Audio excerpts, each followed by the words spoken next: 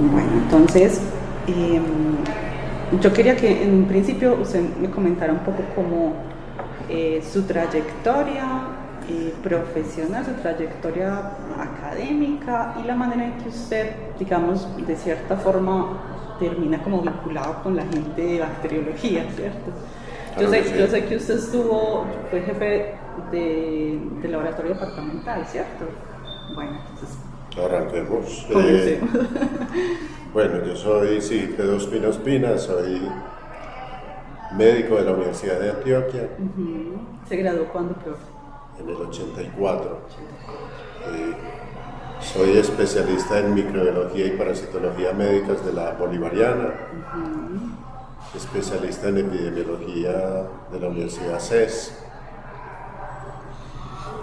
Y digamos que en ese transcurso pues, de esos procesos de formación, después de haber hecho el año rural y trabajado como supernumerario en la Dirección Seccional de Salud de Antioquia, me llamaron a dirigir el Laboratorio de Salud Pública de Medellín, de Metrosalud. ¿En qué época fue más o menos? Estamos hablando de la década de los 90. Allí estuve por 2 años, estando allá en el laboratorio de Metrosalud. Me llamaron del laboratorio departamental a dirigir el laboratorio departamental. Allí estuve también por 2 años. Cuando estuvo en el laboratorio departamental, ¿ya tenía su especialización en microbiología? Ya tenía la microbiología. Ay, muchísimas gracias. Gracias.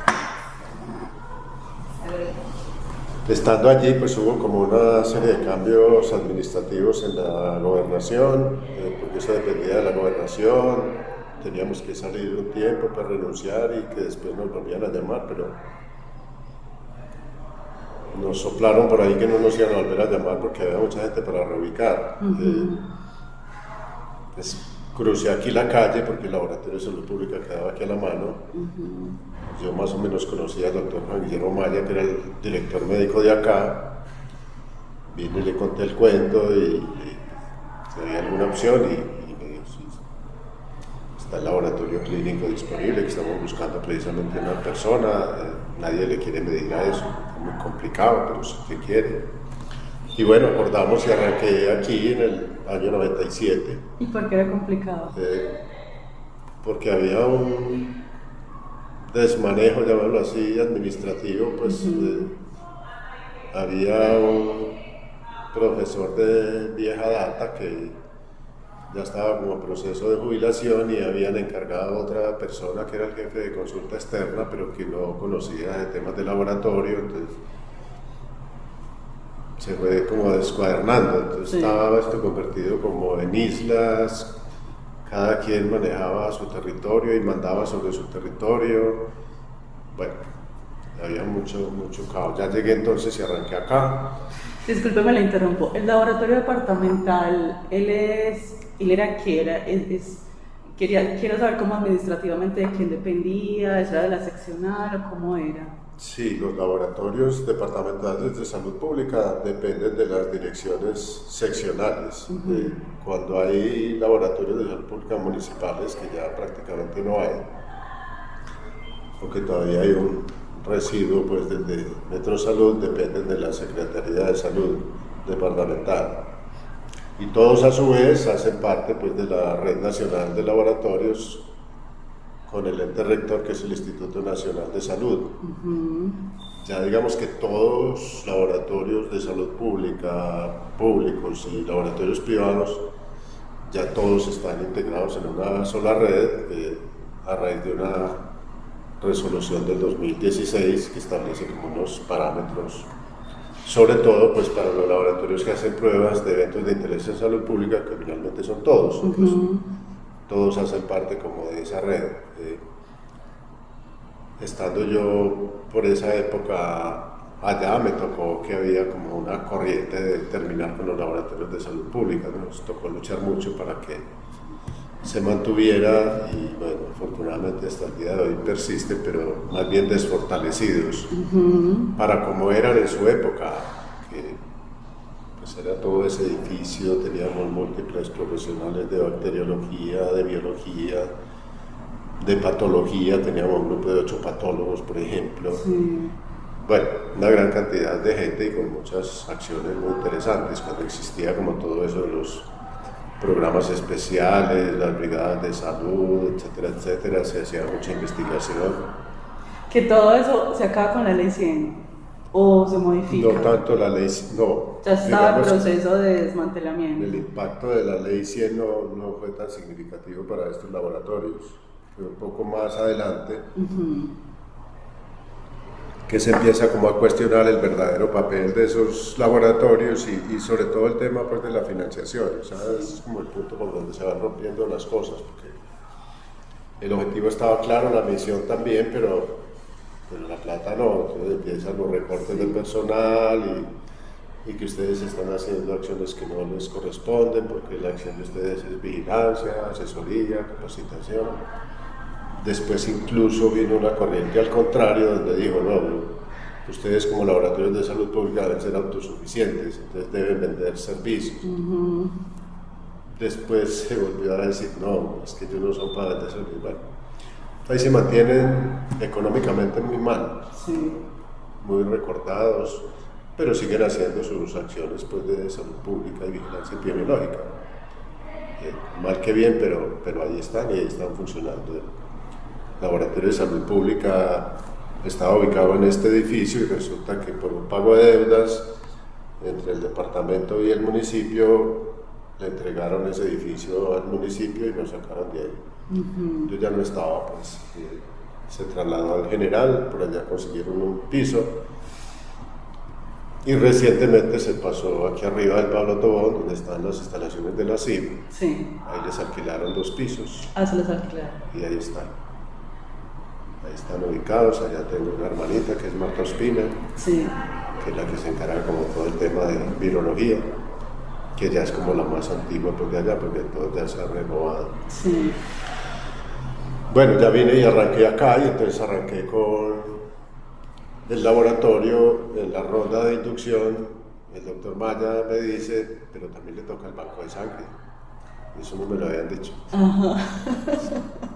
Hagámoslo, y arrancamos entonces con laboratorio y con banco.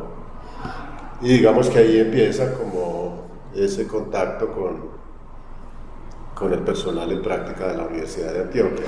Porque en el laboratorio departamental usted no tuvo, por ejemplo, ninguna relación o sea, no se hacían práctica, la gente de bacteriología no hacía prácticas allí. En ese momento no. Pero más adelante sí. Más adelante sí. En la época pues, en que yo estuve, no tengo muy claro pues, el recuerdo. Yo pues he tenido como mucha afinidad por la docencia y mucho gusto por la docencia. Yo ya venía con microbiología de acá de la facultad trabajando por allá hace muchos años.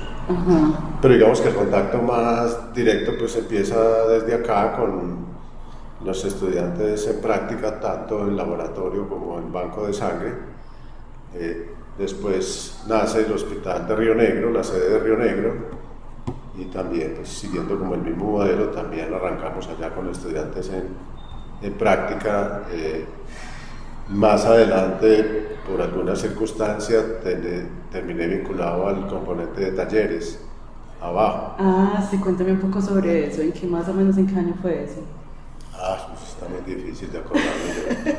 ¿O fue quién lo llamó? Si usted recuerda quién era el director o la directora en ese momento, o su relación con alguna profesora o profesor en ese instante. No, ya no me acuerdo de esos detalles. Bueno. Yo de pronto me acuerdo por ahí de paso, pero bueno, ya alguien pues me invitó y yo listo. Nos fuimos para allá y allá estuve pues por algún periodo de tiempo, quizás unos 2 años, como en ese rol de la correlación clínica. Pues, había bacteriólogos y microbiólogos como para todos los elementos básicos y yo ya aportaba como desde la clínica.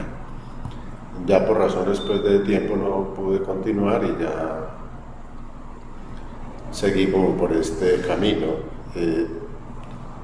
Aquí estuve por 22 años hasta que me pensioné. Ah, usted ya está pensionado. Sí, yo ya Ah, yo pensé que usted seguía por acá. No, yo llevo 5 años ya de pensionado.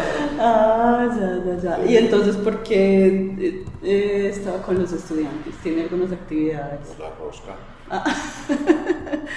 Entonces, como yo siempre me preocupé mucho como por los estudiantes, porque se aprovecharan como las rotaciones, se respetaran sus límites, sus derechos, bueno, muy metidito pues ahí como en el tema, ya desde la escuela estaba como bien recomendado. Entonces me pidieron continuar bajo la figura de asesor interno. Entonces, yo en este momento soy asesor interno sin ser interno, pero se conservó la figura. Entonces yo tengo asignados los que rotan por acá y los que rotan en Río Negro.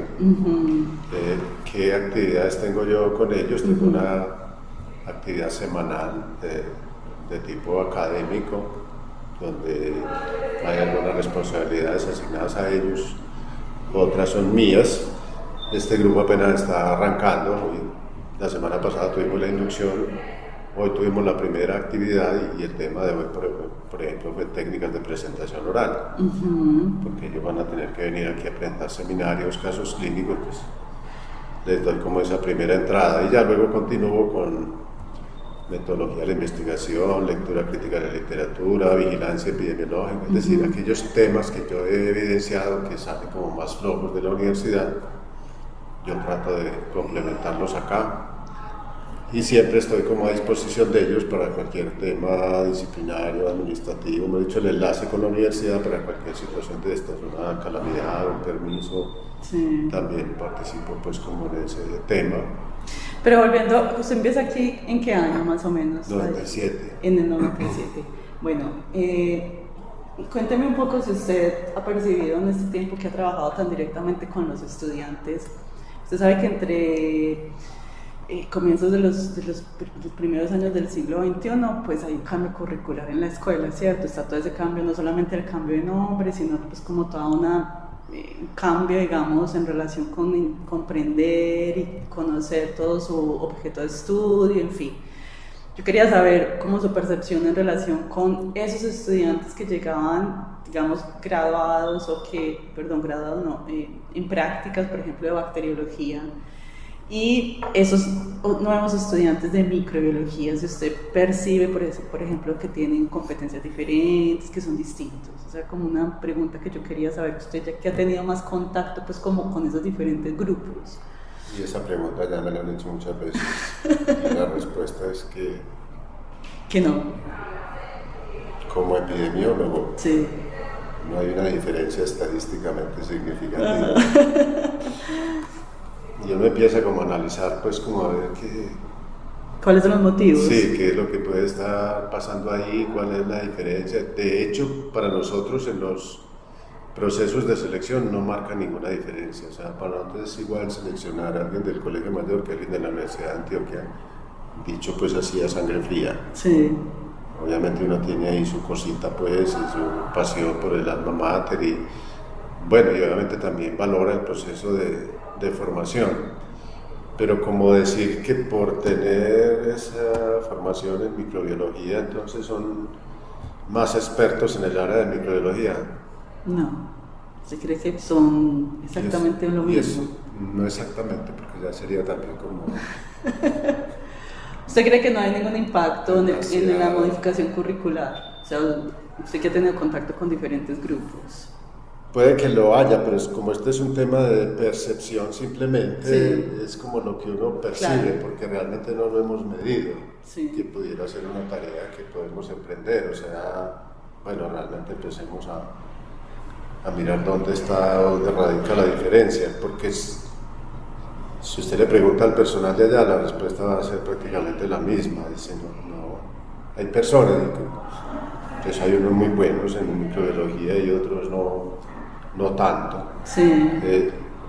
Que sí se ha observado, pues como una evolución, pero que es una evolución que depende no solamente de la universidad, sino también de nosotros, porque a partir de un momento determinado, pues dijimos, tenemos que ponerle más cuidado a los estudiantes. Entonces, yo recuerdo perfectamente estos estudiantes salir llorando a las 3 de la tarde de acá, llorando. ¿Por qué? Porque el personal los maltrataba. Interpretaba a los estudiantes como una carga, sí, entonces eso es un estorbo. Entonces, durante un tiempito fueron vistos como un estorbo, como una sobrecarga. Claro, un trabajo adicional. Y hacer exigencias pues que ellos no podían cumplir, y entonces cantaleta, estaban esas señoras que le digo que ya mandaban acá porque ya no había quien mandara. Entonces eso era una cosa muy compleja. O sea, las auxiliares, por ejemplo, del laboratorio aquí eran de segunda mano, eran las esclavas de las señoras bacteriólogas, que entre otras cosas yo al principio tuve como ciertos conflictos en ese sentido, tratando como de lidiar, de que hubiera más equidad, de que hubiera más justicia, etcétera, etcétera. Entonces eso también se reflejó en los estudiantes. Porque, disculpe que lo interrumpa, administrativamente, ¿cómo se trata eso de las rotaciones, o sea, o de las prácticas? Estas personas que reciben a los estudiantes tienen, digamos, algo dentro de su carga de trabajo para hacer docencia, o cómo funciona eso administrativamente. Por contrato. Entonces, el contrato que firma un trabajador del Hospital San Vicente incluye docencia. ¿Por qué? Pues porque tenemos todos los médicos, todos los especialistas, etcétera, etcétera. Y yo también soy docente de la Facultad de Medicina y en investigación con los residentes. Esa es la otra labor que tengo acá. Entonces, eso hace parte del contrato, pero más allá de eso es que los cogimos como fuera de base. A los estudiantes y háganle, entonces organicemos, explicarle muy bien al personal cuál era la razón de ser de que estas personas estuvieran acá, recordarles que dentro del contrato estaba impartir docencia, hacer programas específicos de rotación de estos muchachos. Fue todo un proceso de organización pues, que se fue dando en el tiempo hasta llegar como a un punto donde ya todo se estabilizó. El manejo de relaciones interpersonales también fuimos muy enfáticos con eso, resolver como esas situaciones que se iban presentando sobre la marcha, de tal manera que uno y otro sintiera que había presencia de alguien mirando ahí. La parte académica también, fomentando mucho la parte académica, que hoy en día ya son unos compromisos claramente establecidos. Ellos no llegan en seco a ver qué les toca hacer, ya saben de entrada del primer día cuáles son sus compromisos académicos, tanto aquí como allá dentro de cada una de las secciones y demás. Entonces fuimos llegando a un clima organizacional muy adecuado. Claro, antes era todo muy improvisado, como que están los estudiantes, enséñenles, ¿cierto? En cambio ahora salir de satisfacción aquí es siempre 5 o aproximado a 5. Ajá, ustedes ya miden eso, el nivel de satisfacción de los estudiantes y me imagino que también de los docentes, de las personas que hacen claro, docencia. yo también hago un ejercicio con ellos al final de evaluación. Las personas que quieren destacar, las personas que deberían mejorar y por qué razón, ya por fuera de la evaluación, una vez que hacemos la calificación final, durante la rotación hacemos 3 evaluaciones, 2 evaluaciones cualitativas y una cuantitativa final. También esos espacios nos sirven mucho como para mirar qué dificultades se están presentando, qué cosas tenemos que mejorar desde acá, qué cosas tienen que mejorar ellos desde allá, etc.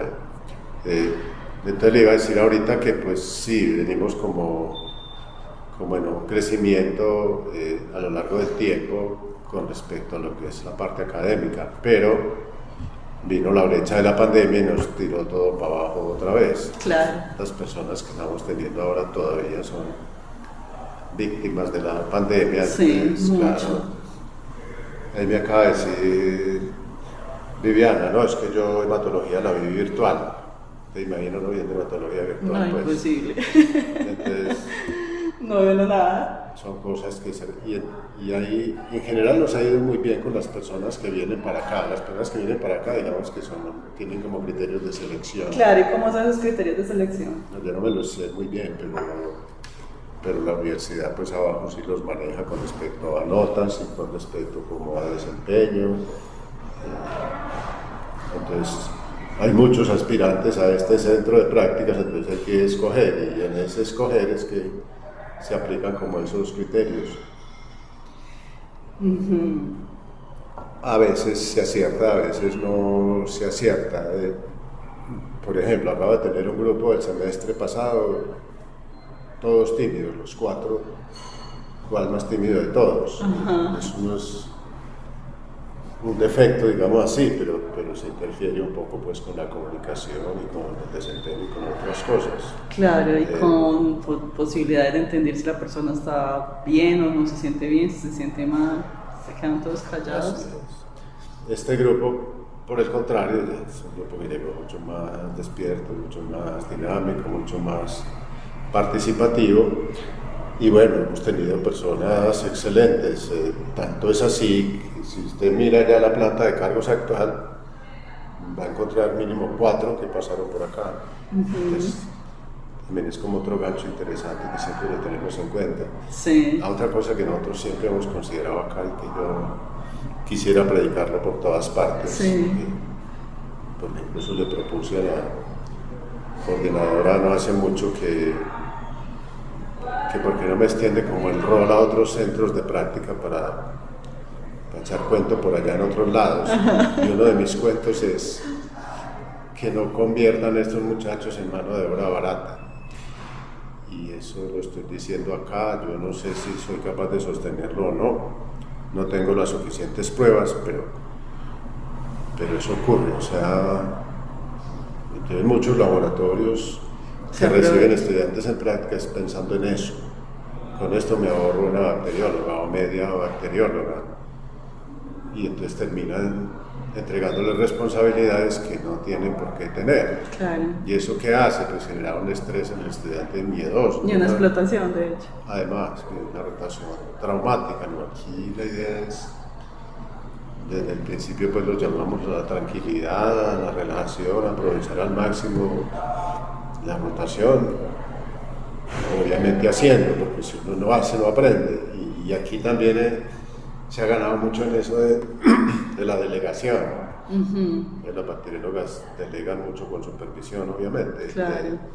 Entonces ellos salen muy contentos también porque dejan hacer. Claro. Que es igual aquí en el banco de sangre.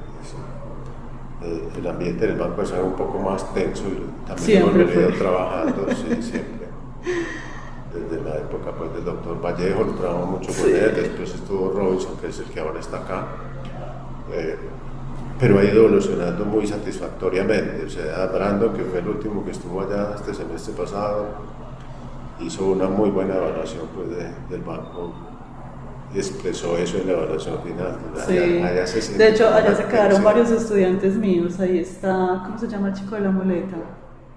¿O ya no está? ¿Ahorita? Sí. Pues ya trabajando. Trabajando. No. ¿Cómo que tiene unas muletas? Pero de aquí no. ¿Eso será en el Hospital Alma Mater o qué? Será en la León 13, tal vez estoy confundida, sí, porque yo me confundo de... Debe ser allá, si no, aquí no. Entonces digamos que sí ha habido una evolución interesante, y ellos en general también pues valoran mucho este espacio conmigo, no porque sea yo, sino porque en ninguna otra parte lo tienen. En las otras partes también hay asesores internos, pero que son personas de la planta de cargos, que digo yo, pues sacarán raticos por ahí como para estar con ellos, pero no tienen un programa así como estructurado como lo tenemos acá. Pues, para ellos también ha resultado como muy valioso ese aporte de parte de la universidad. Y cuéntame un poco sobre si el laboratorio tiene procesos de investigación. Total, o sea, estando acá y arrancando, pues digamos que yo me metí en 2 grandes proyectos de desarrollo. Cuénteme. El primero, epidemiología hospitalaria, cuando eso pues había como control de infecciones, etcétera, pero no había como programa establecido.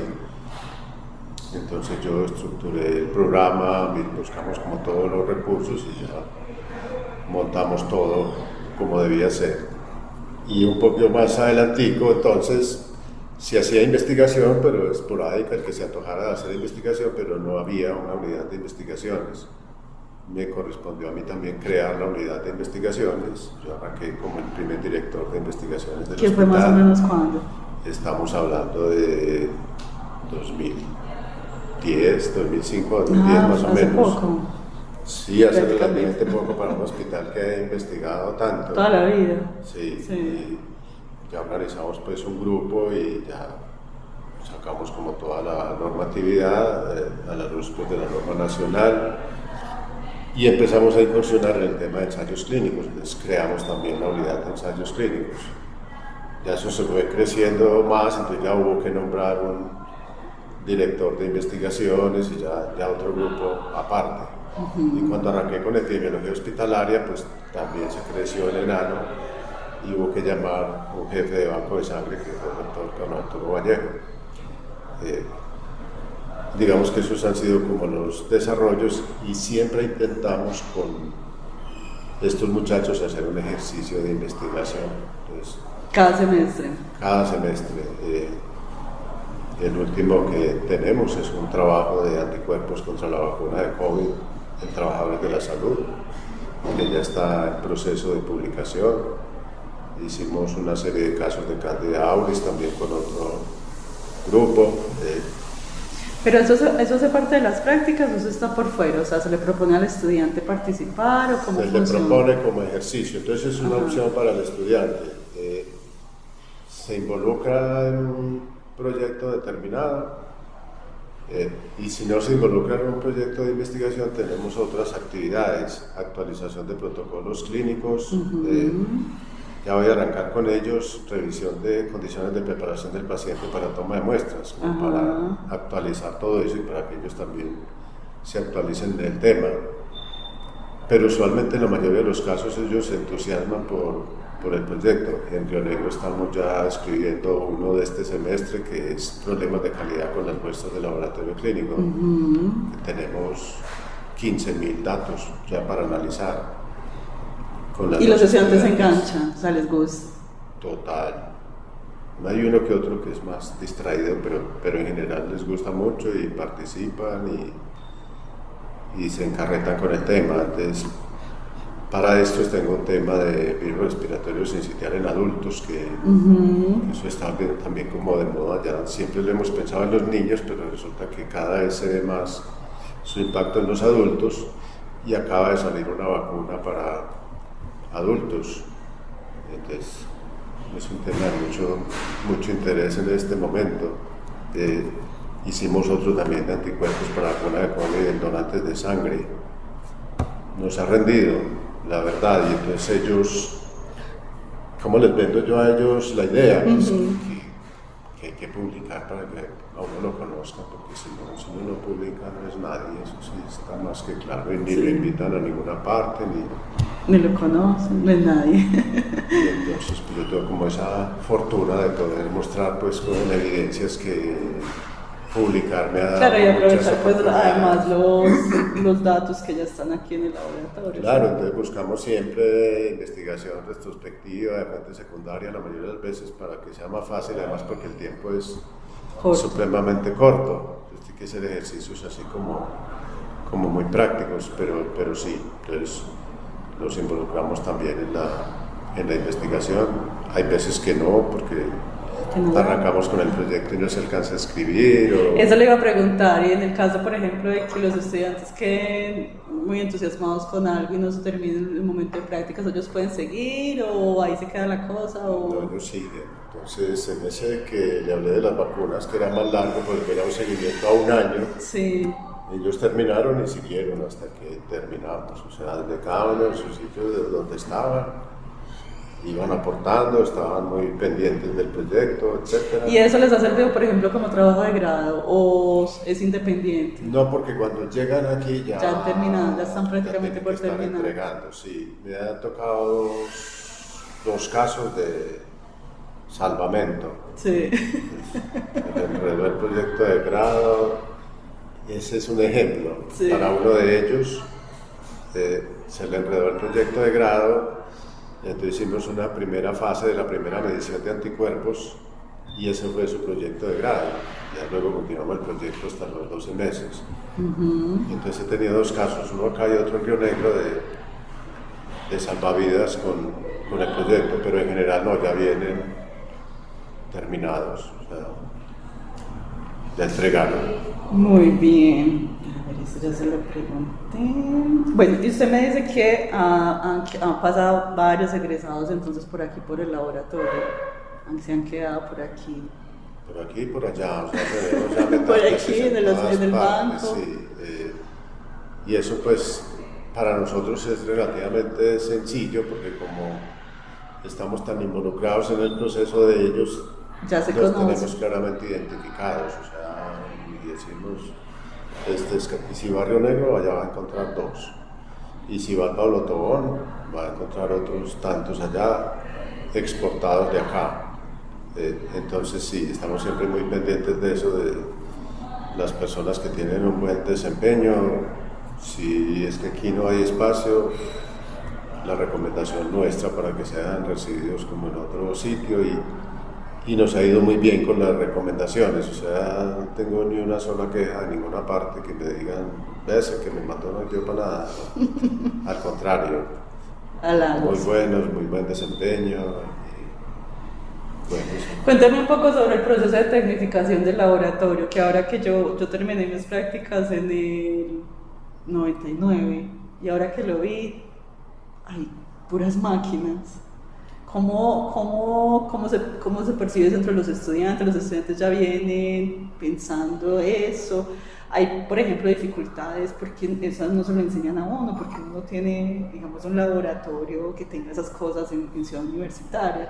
¿Cómo es ese proceso como de aprendizaje en relación con esa tecnificación? Es un tema que trabajo yo mucho con ellos y que le insisto también mucho al personal de aquí que lo trabaje. Nosotros también hacemos reunión con el personal, o sea, yo ya soy externo, pero entonces... ¿Quién dirige hoy el laboratorio? Robinson, que es un microbiólogo que manejaba el banco de sangre. Antes estaba... Robinson, de la de Antioquia. Sí, y antes estaba Gabriela Becerra, que se nos fue por allá para Cali. Sí. O sea, cuando yo salí, que ya no había médicos, microbiólogos o laboratoristas para asumir estos cargos, pues unos años antes yo me puse en la tarea de formar estas dos niñas, Gabriela Becerra acá y Lisette Pisano en Río Negro, para la posibilidad de ese rol. Eso todavía era complejo pensar que estos laboratorios tan grandes los pudiera manejar un microbiólogo o un bacteriólogo. Sí, porque tienen otras complejidades aparte del asunto microbiológico. No, además porque tienen cucarachas en la cabeza también, pero fue un trabajo bien pensado, bien concebido y trabajado con tiempo. Entonces cuando llegó el momento preciso, estas son las candidatas, tienen la formación, cada una tiene un posgrado y tienen todos estos años de experiencia y es mi mano derecha, mi mano izquierda, lo que sea. Pues. Ya uno no puede decir que mano derecha porque la gente se lo... Y entonces no fue difícil que ellas dos quedaran pues como en esa coordinación y ya pues a esta niña Gabriela le resultó trabajo en Cali, además porque tenía unos amores por allá, etcétera. Entonces, bueno, de Robinson, que estaba en el banco de sangre, se trajo para acá y allá había otra bacterióloga que ya había hecho también un camino y ella quedó en el banco de sangre. Entonces a mí me tocó pues como todo el desarrollo tecnológico de este laboratorio, o sea, cuando yo llegué acá estaba muy cercana a la historia de la prueba de Gali, o sea, la prueba de embarazo en sapos. Sí. Tanto es así que aquí atrás había una terracita, hoy está ahí biología molecular, pero era una terraza que se llamaba la terraza de los sapos. Había sapos y había por allá también un conejo, para todos esos temas de coagulación y eso. Entonces cuando yo llegué acá, pues digamos que había ya cierta automatización, pues, había un equipito de mato, me acuerdo, que había uno de mato grande, estaba el que hacía de las hormonas y de química clínica, que era uno grandón también. Exacto, estaba pero el Axim. Ahora está todo. Había un fotómetro de llama, pues que se ve fotómetro, miedo, como que la llama tiraba hasta el techo. me acuerdo. Entonces empezó como todo ese proceso de renovación tecnológica, contacto con los proveedores y demás, y fuimos dando como ese paso, o sea, y lo hicimos en un corto tiempo, bajo la modalidad de apoyo tecnológico. Entonces nunca pensamos en comprar equipos, sino que hacíamos la negociación y todavía se hace así con el proveedor, o sea, usted me pone la tecnología, me la cambia cada que yo necesite, y yo le compro todos los reactivos a usted. Y llegamos a meter equipos aquí muy grandes. Hubo que tumbar toda esa pared de allá, cerrar toda Barranquilla para subir uno de los equipos de agua de acá. Ya ahora son un poco más modulares, pero esa télica que está ahí de Siemens, por ejemplo, es un robot, o sea, hasta el punto de que ya pues se está manejando mucho. Y entonces, ¿cómo se trabaja eso con los estudiantes? Porque este no es un laboratorio común, ¿cierto? Este no es el laboratorio al que uno iría, no sé, ni siquiera en la ruralidad, en el campo. ¿Cómo se trabaja eso con los estudiantes? Buena pregunta. ¿Sabieron cuando dice buena pregunta? Cuando no tiene la respuesta. Pues, si no, la pregunta no es buena. Yo trabajo con ellos eso todo el tiempo. Sí. Es decir, o sea, no se deben descrestar por la tecnología. Que la exogenasa la deshidrogenasa sigue siendo la misma. Sí. El método sigue siendo el mismo. O sea, y entonces yo le insisto mucho. Ustedes van a ver ese monstruo ahí que se llama Atélica, pero a mí no me interesa que aprendan a tocar teclas o a mirar la pantalla, no, yo necesito que aprendan a mirar qué hay por dentro. Si ese equipo por dentro tiene turbimetría, si tiene electrometría, si tiene métodos enzimáticos, fotométricos, inmunológicos, etc. Y eso realmente cómo funciona.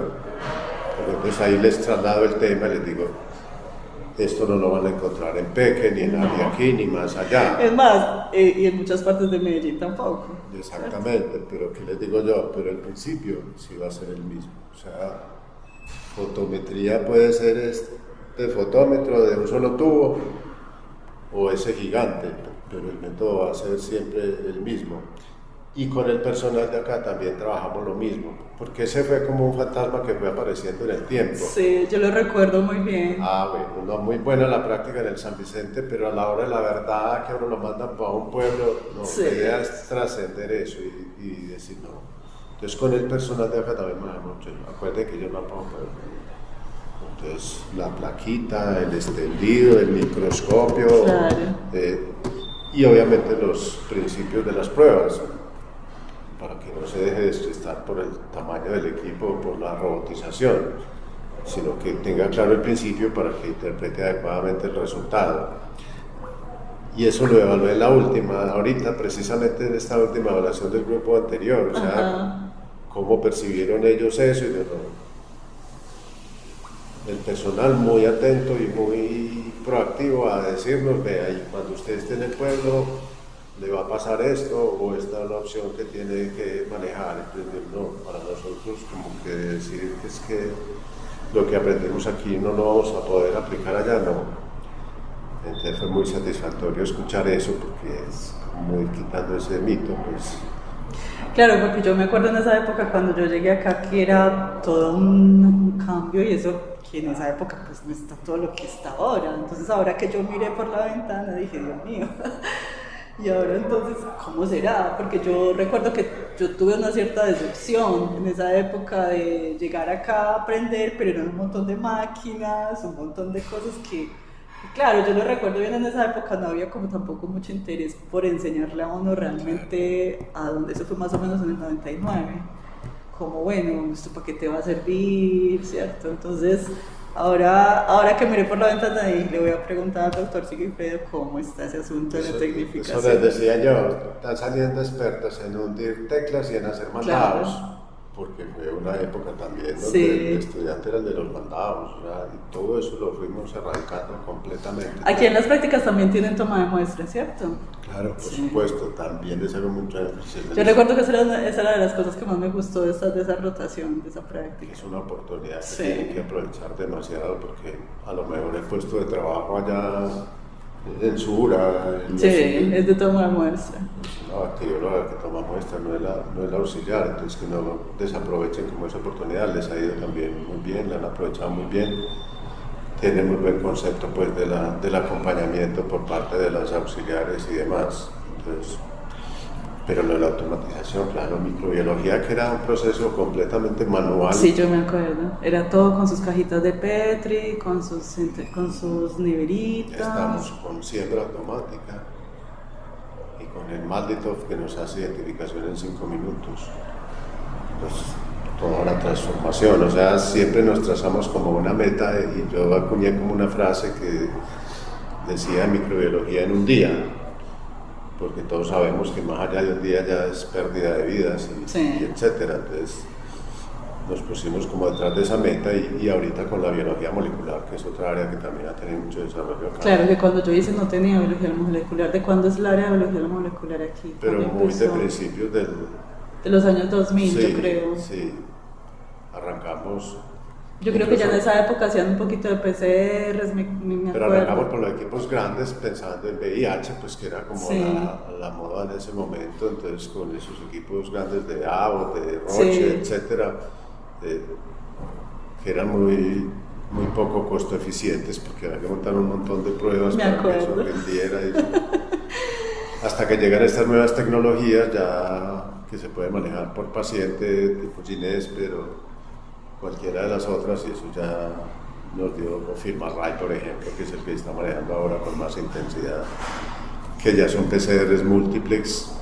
Bueno, estaba también el tema de las 3 áreas para la PCR, Me acuerdo, uno direccional, sí. ya eso no, Ya eso no, ya eso es una máquina que le hace todo al mismo tiempo y ya solito. una mesita de esta de pone y pare de contar y hágale para adelante. Entonces se evolucionaba mucho todo. Bueno, déjeme ver aquí qué más era lo que yo le iba a preguntar. Yo creo que era eso. Ah, Ya bueno. eso. Yo quería pedirle un favor, ¿será que podemos dar una caminadita por el laboratorio? Sí, claro. Y le quería pedir un favor, usted nos puede hacer un saludito para la escuela por sus 65 años, explicar, no sé, cómo la relación que usted ha tenido con la escuela, decir su nombre y decir, bueno, felicitaciones por los 65 años, cosas así. ¿Puede ser? Sí, claro. Esperen un momentico, yo hago el video. Listo. 1, 2 y 3.